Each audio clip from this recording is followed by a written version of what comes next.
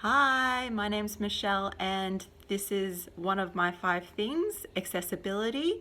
So I picked this one because during my time at SBS I worked in the subtitling and closed captioning department, and I realized the importance of accessible media. So in the context of broadcast, we're looking at closed captions on programs for people who are hearing impaired, providing subtitles on content which allows migrant communities to have access to Australian content, so such as simplified Chinese and Arabic. And finally, something that was just been brought in as I was leaving was looking into technologies around audio description for the visually impaired. So that spiked my interest into making digital assets accessible as well.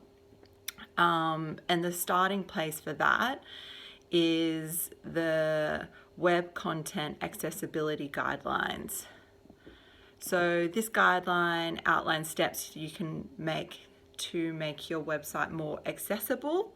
So one of the first steps I did was on my About Me page.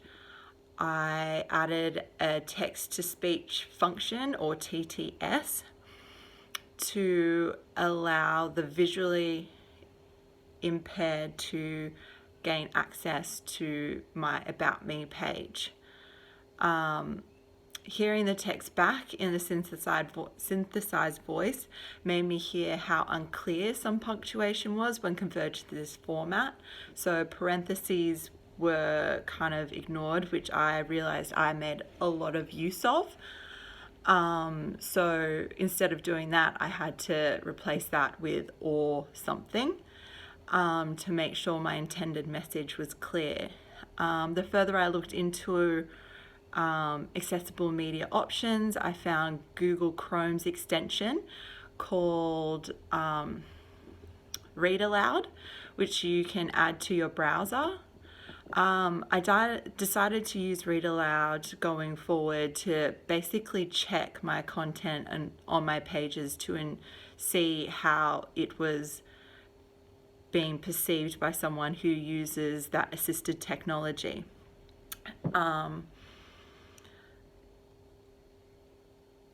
So another thing I've tried to do is try to make this site as simple as possible with a minimalist layout and clear contrast. Google Site also allows you to add alternative text underneath images.